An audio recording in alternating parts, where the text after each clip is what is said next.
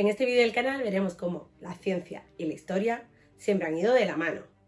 Y es que vamos a ver cómo un conflicto bélico, como fue la Guerra Fría, fue determinante para conocer cómo es nuestro planeta, la Tierra.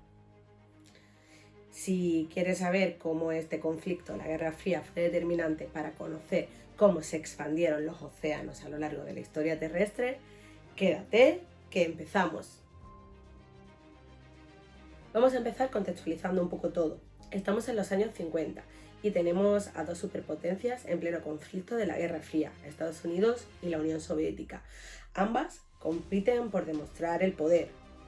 Como parte de esta rivalidad, ambos países realizaron muchas pruebas con armamento nuclear, pero en los años 60 tuvieron que llegar a un acuerdo, ya que la cosa tendía a descontrolarse. Y es que se prohibieron hacer pruebas nucleares tanto en la atmósfera como en la Tierra. Pero sí que se permitieron hacer pruebas nucleares en el subsuelo. Y de aquí es donde viene algo curioso.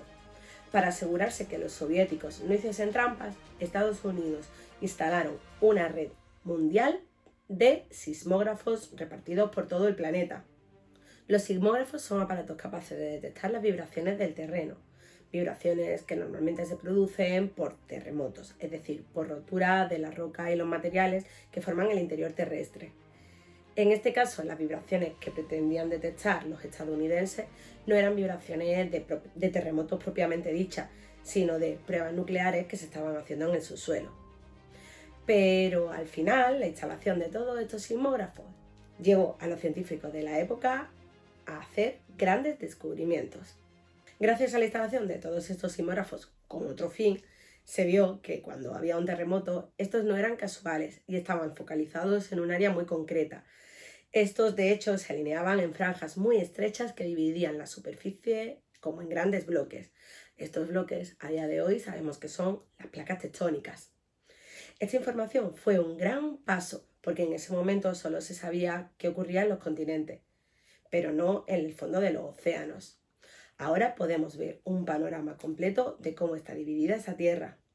Así se comprobó que los terremotos no ocurrían solo en la corteza continental, sino que estos también ocurrían alrededor de los grandes océanos que cruzaban el planeta Tierra. En esta parte de la historia es cuando entra en juego un personaje muy importante, el geólogo norteamericano Harry Hess. Durante la Segunda Guerra Mundial, él también usó la tecnología para detectar submarinos alemanes. Básicamente utilizaba unos aparatos llamados geófonos para escuchar los movimientos del suelo y ubicar así a los submarinos. Y esto fue un éxito. Pero la historia no termina ahí. Después de la guerra, Hess utilizó estos mismos aparatos, los geófonos, para cartografiar el fondo de los océanos. Y de esta forma podía diseñar estrategias militares. Y lo que encontró fue impactante. El fondo de los océanos no era plano, sino que en él había grandes relieves, igual que los había en la corteza continental. Estos grandes relieves ahora sabemos que son las fosas y las dorsales. De esta forma, en 1956 se descubre la dorsal medioatlántica.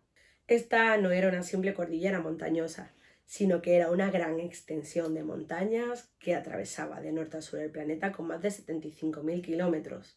Lo más importante es que en el centro de la dorsal había una zona hundida, un valle, con mucha actividad térmica y volcánica. Y además en ella se localizaba gran cantidad de terremotos.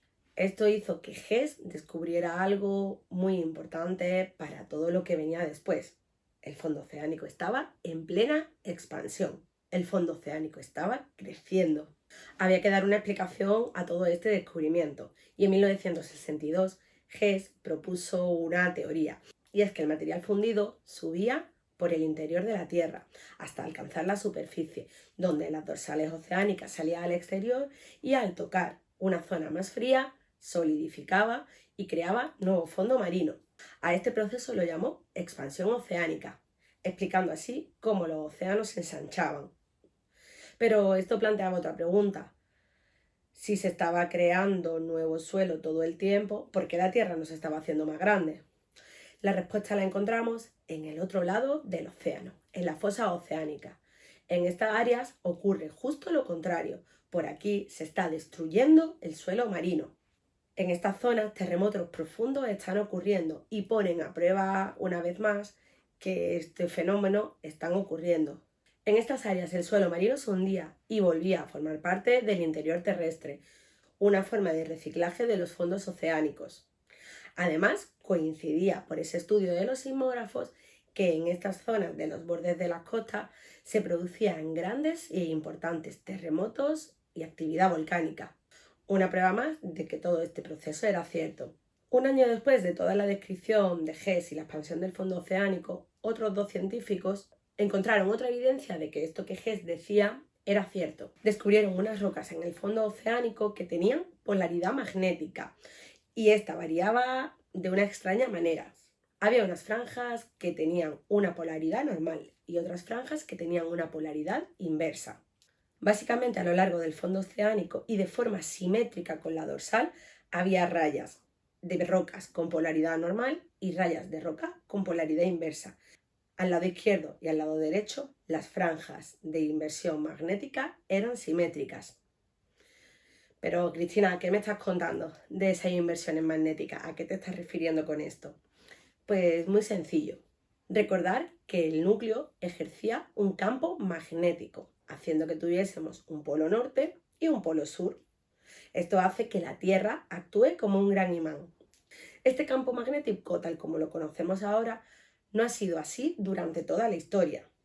Y es que en diferentes ocasiones se han producido inversiones de los polos. El polo norte magnético está abajo y el polo sur magnético está arriba, justo al contrario de como lo tenemos actualmente. Esto se puede comprobar en las rocas, y es que cuando el material del interior terrestre está fundido, cuando se enfrían al salir por la dorsal, polarizan según el campo magnético, y estos se orientan según la polaridad que tenga el campo magnético en ese momento de la historia, como si fuesen pequeñas agujitas de una brújula. De esta manera, la orientación de los minerales quedaba grabada en las rocas, mostrando exactamente el momento magnético en el que se encontraba la Tierra cuando se formaron. Algo así como la información que nos da un fósil sobre los seres vivos que habitaban en ese momento de la historia. Este patrón magnético se ha ido alterando a lo largo de la historia, por lo que ya he contado, la inversión del polo norte y del polo sur magnético. Esto ha ido haciendo franjas de roca a ambos lados de la dorsal de diferentes grosores según el tiempo que haya estado esta inversión magnética sucediendo.